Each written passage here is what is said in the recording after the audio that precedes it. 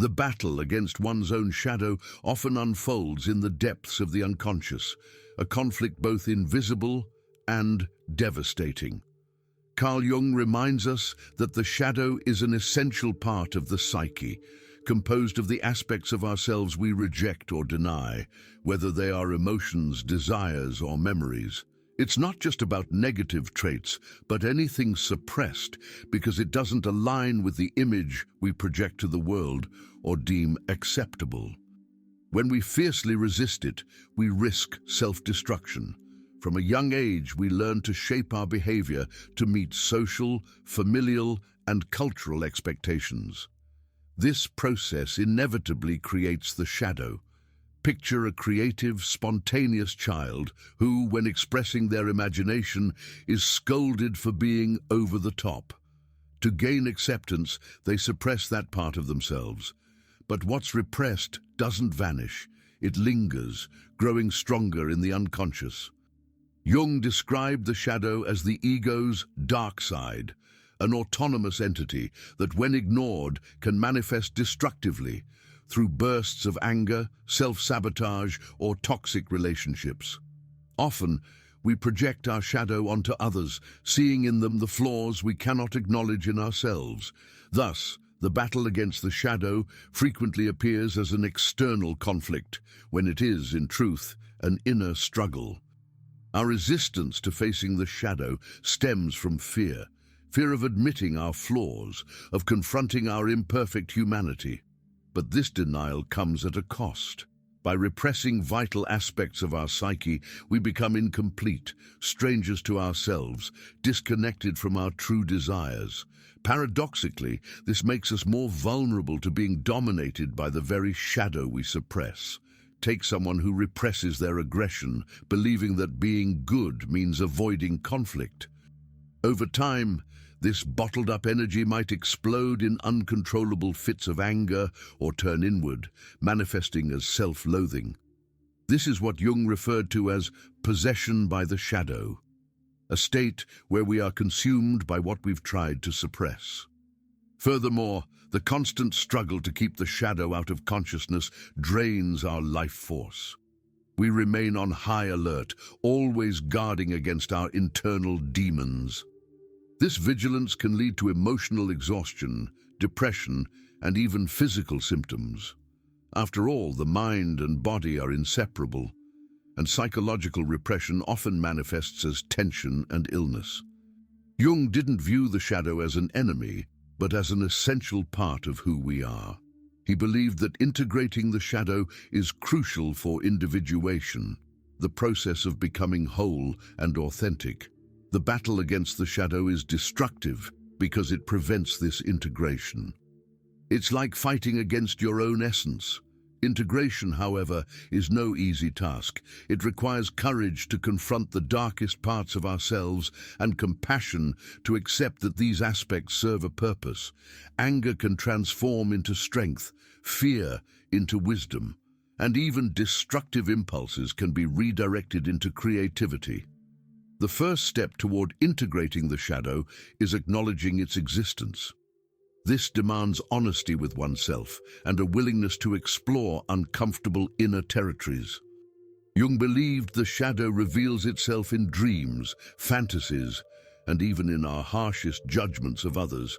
When someone deeply irritates us, it might indicate that they're reflecting something from our own shadow, something we've denied in ourselves. For example, a person who criticizes others for being vain might be suppressing their own desire to be recognized and admired. Confronting the shadow begins when we admit, yes, I'm capable of that too. This acceptance doesn't excuse harmful behaviors, but helps us understand their roots. It invites self-compassion, recognizing that to be human is to be complex and contradictory. The shadow holds untapped potential.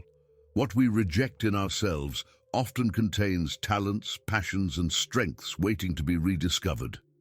Jung saw the shadow not just as darkness, but as a reservoir of creative energy. Integrating it makes us more complete and authentic.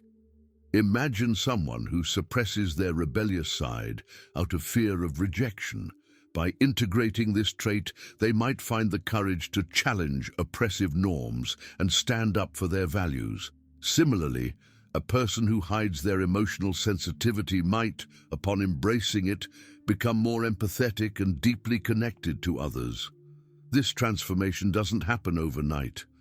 Shadow integration is an ongoing process involving self-reflection, internal dialogue, and often the guidance of therapists or mentors. It requires patience and a willingness to sit with discomfort, but the reward is a more authentic, balanced, and empowered life. When we fail to recognize our shadow, it finds ways to surface. A classic example is projection. If we don't confront our own weaknesses, we often see them in others, exaggerated and distorted. This can damage relationships and create unnecessary conflicts. Additionally, repressed shadow elements may emerge as compulsive or self-destructive behaviors. Someone who refuses to address their envy, for instance, might unconsciously sabotage friends or co-workers. Ignoring the shadow is like trying to hold back a flood with a small dam. Eventually, it will find a way through. Jung likened the relationship with the shadow to a negotiation. When we acknowledge its presence and listen to what it has to tell us, it becomes less threatening. But if we insist on fighting it, the shadow can take control. Instead of battling the shadow, Jung proposed fostering a more harmonious relationship with it. This involves learning to engage with the rejected aspects of yourself, understanding their origins and motivations. Ask yourself, why did I repress this part of me? What role could it play in my life now? For example, someone taught to always be strong might discover that embracing vulnerability allows for deeper, more genuine connections with others. Similarly, recognizing repressed anger can help someone establish healthier boundaries. Integrating the shadow doesn't mean acting on every impulse it contains. It's about using those impulses consciously and constructively. By doing so, we transform what was once destructive into a force that works in our favor. Carl Jung emphasized that the shadow can never be completely eliminated, and attempting to do so is a futile effort that only brings more suffering. Instead, he advocated for finding balance between light and darkness within our psyche. The shadow is like a dance partner. Ignoring it might cause it to step on your toes, but welcoming it allows you to move with more grace and flow. This balance is essential for living authentically.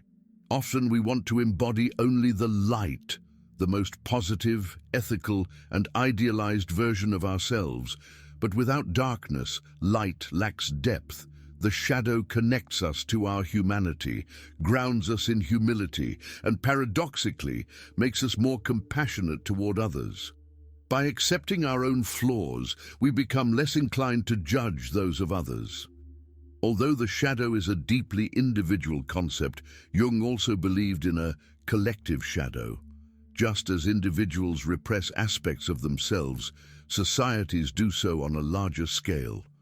Prejudices, injustices, and inequalities often stem from the collective denial of uncomfortable truths. For example, a culture that places excessive value on material success might push spirituality and emotional connections into the shadow, resulting in an anxious, disconnected society. Similarly, groups that repress their historical guilt often project those shadows onto others, perpetuating cycles of discrimination and violence. Becoming aware of the collective shadow is as crucial as integrating the personal shadow. This requires courage to question established norms and values and a willingness to confront uncomfortable truths about the world around us. The journey toward shadow integration can be supported by practical tools that help explore the unconscious and foster acceptance. One such tool is journaling.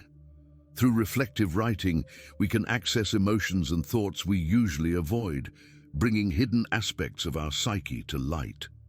Questions like, "Why does this bother me so much?" or "What does this reveal about me?"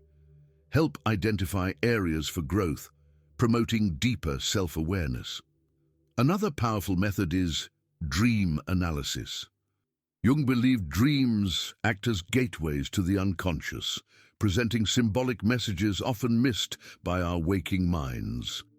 Observing disturbing figures or recurring symbols in dreams can highlight parts of the shadow that need attention and integration. Working with a therapist or mentor can also be invaluable. A professional provides a safe space to explore repressed emotions and traumas without fear of judgment. In this supportive environment, many people uncover and understand their shadows on a deeper level.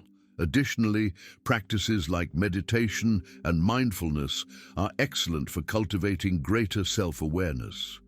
They help us observe thoughts and emotions as they arise, without reacting impulsively or trying to suppress them.